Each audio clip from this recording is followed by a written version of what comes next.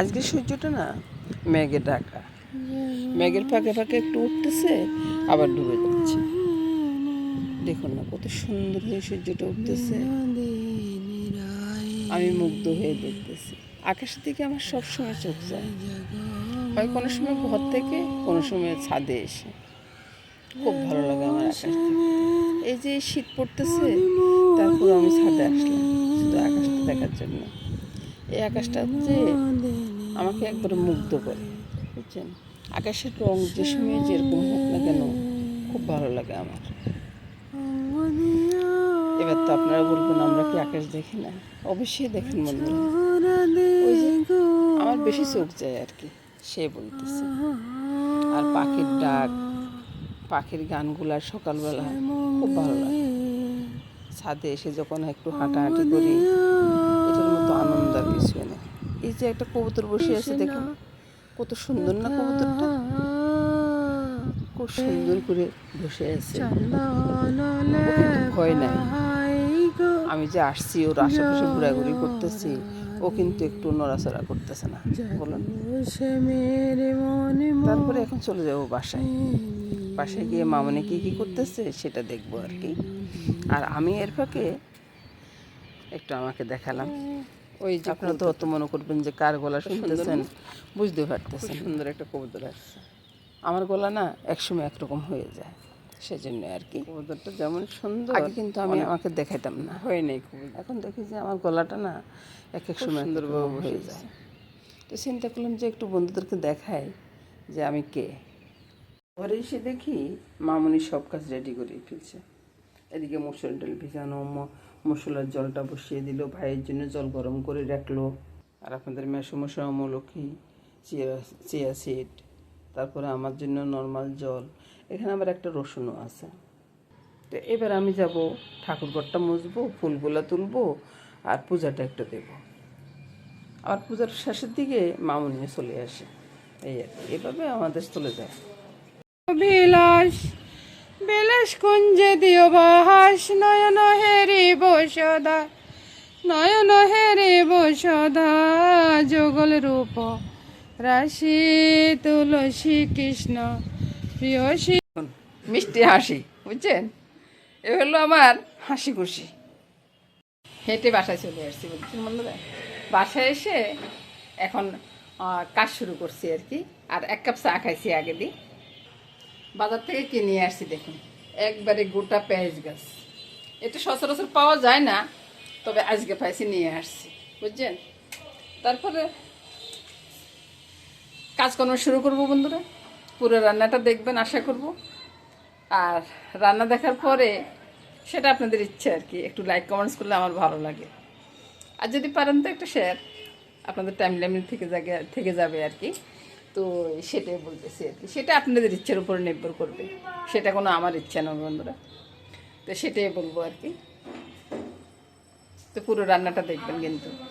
এই তো বন্ধুরা, সকালবেলার কাজকর্ম শুরু হয়ে গেছে। এদিকে রুটিটা বেলে রেখেছি, এদিকে রুটিটা হচ্ছে, আর এদিকে চাটা বসিয়ে দিলাম। আর কিছু রুটি হয়েও গেছে, সবার জন্য তো করি, সে আর কি। রুটিটা ফুটবলের মতো ফুলে উঠছে, দিলাম বাড়ি। এবার চলে আসলাম দুপুরবেলা রান্না নিয়ে। দুপুরবেলা রান্নাটা কি হচ্ছে বন্ধুরা, পালং শাক হবে নিরামিষ, তারপরে ওই কফি আলু মাছ দিয়ে হবে, ডালটা হয়ে যাচ্ছে বন্ধুরা।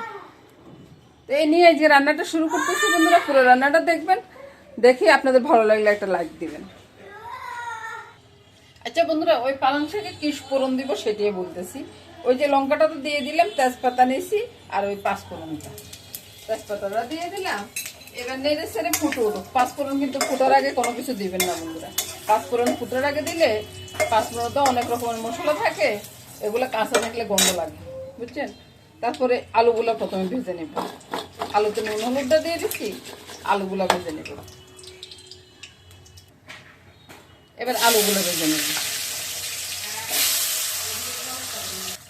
আজকের মধ্যে না দুইটা তরকারিতে আমি ডালের বড়ি দিব।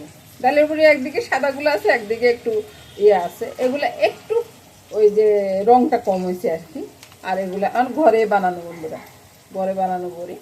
তো শাকে দিব আমি, একটু লাল হয়েছে যেগুলো, এগুলো শাকে দিব, আর ওগুলো দিব কফির তরকারিতে। এবার আলুর সাথে বড়িগুলো ভেজে নেব। আলু বড়ি দুটো একসাথে ভাজা হয়ে যাবে। আলু বড়ি দুটোই ভাজা হয়ে গেছে, এবার তুলে নিব। হ্যাঁ, বড়িগুলা তুলে নিলাম বন্ধুরা, আলু নয়। আমি কিন্তু ভুল করে বললাম যে তুলে নিচ্ছি। তো এবার পালং শাকটা ছেড়ে দিচ্ছি।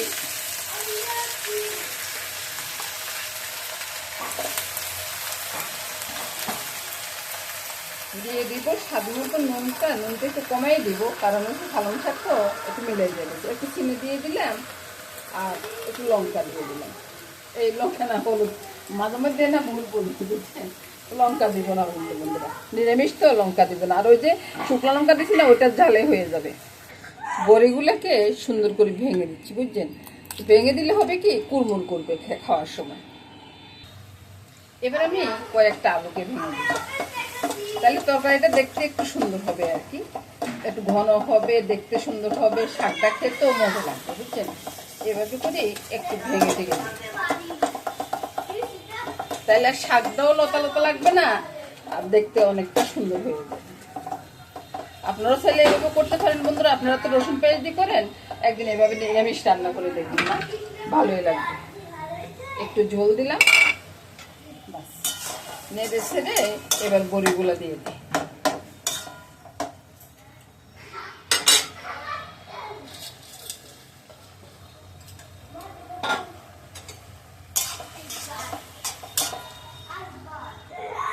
নামানোর আগে আগে একটু জিরা ধনিয়ার গুঁড়ো দিব। দাদু ভাই খেলতেছে তো, আর ধনিয়ার গুঁড়োটা হয়েছে টালা ধনিয়ার গুঁড়ো, বুঝছেন? তো ওই জন্য আমি পরে দিছি আর কি, রানটা খুব ভালো আসবে। আর এবার নামিয়ে নেব বাস। এর ফাঁকে কিন্তু দুইটা রান্না হয়ে গেছে, ডাইলও রান্না হয়ে গেছে আর পালং শাকটা রান্না হয়ে গেছে।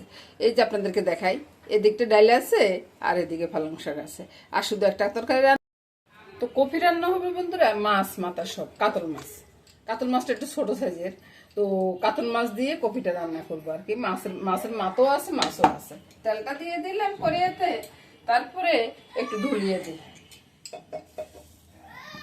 রান্না করতে বন্ধুরা অনেকটা, ওই যে সকালবেলা রুটিটা করে নিলে চুলাগুলা সব নোংরা হয়ে যায়, তারপরে চুলা টুলা মুছে তারপর আবার রান্নাটা বসানো অনেকটা ইয়া লেগে যায় আর কি। তো সেটাই বলতেছি। আর তেলটা গরম হোক। তেলটা গরম হয়ে গেছে বন্ধুরা, তো প্রথমে আমি মাছগুলা ভেজে নেব। জায়গাটা দিয়ে দিলাম আগে, দিয়ে দেখলাম আর কি যে মাছ বাজি যায় কিনা। দেখলাম যে না, মাছ তো লড়তেছে, মাছ লড়লে বোঝা গেছে যে মাছ আর বাজবে না। সবগুলো মাছটা উল্টে দিলাম, মাছ মাথা সব ভাজা হয়ে গেছে। তেলে বড়িগুলো ছেড়ে দেব। বড়িগুলো একবার কম আছে, আমি একটু ভেজে নেব, আঁচটা একবারে কমাই দেব। এবার দেখুন বড়িগুলো সুন্দর ভাজা হয়ে গেছে। এবার বড়িগুলো মাছের সাথে আমি তুলে নিচ্ছি।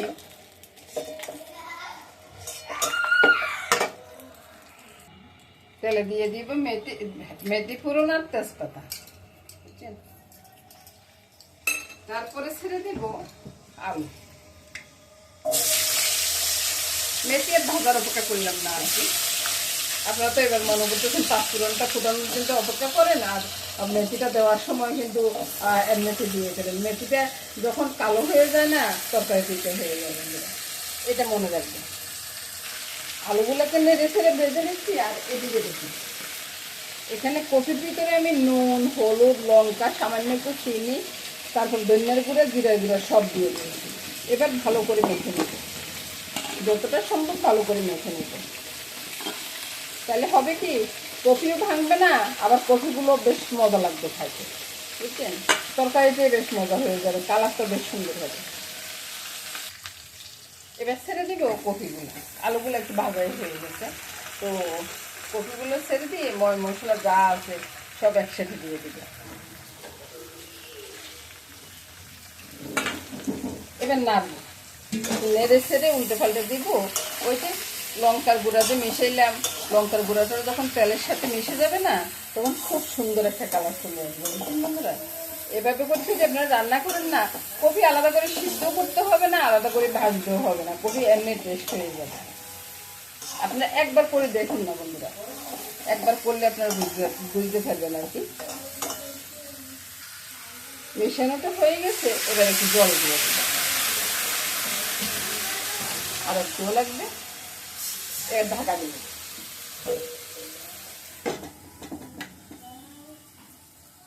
কষানোটা হয়ে গেছে, কষানোটা হয়ে গেলে আমি কয়েকটা আলুকে ভেঙে দিব, ভেঙে দিয়ে তো সেজন্য আর কি আর ঝোল বেশি রাখবো না, বুঝছেন বন্ধু। আজকে ওই যে মাছটা কিন্তু আজকে কিনে নিয়ে আসি নাই, তো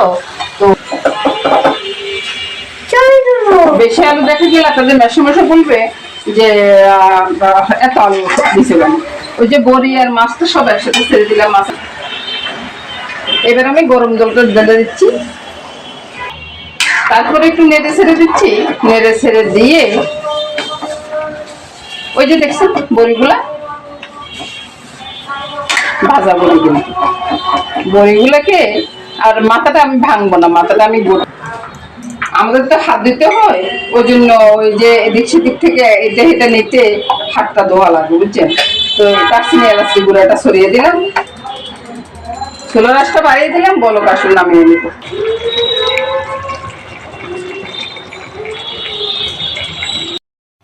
এবার বন্ধুরা দেখাচ্ছি, তরকারিটা হয়ে গেছে, এবার আমি তরকারিটা ঢেলে নিব। কথাটা না এক এক সময় এক এক রকম আসে, বুঝছেন। এটা কিন্তু আমি কি করবো বলুন, বউ বানিয়ে দিছে। তরকারিটা যখন ঢেলে নিছি, এবার দেখুন কালারটা কত সুন্দর হয়েছে না কালারটা, আর খেতেও কিন্তু ততটাই টেস্ট হবে বন্ধুরা। আর এদিকে তো পালং শাক আছে, ডাইল আছে, এটা নিয়ে আজকে রান্না বান্না শেষ করে দিলাম বন্ধুরা। সবাই ভালো থাকুন, সুস্থ থাকুন, সুন্দর।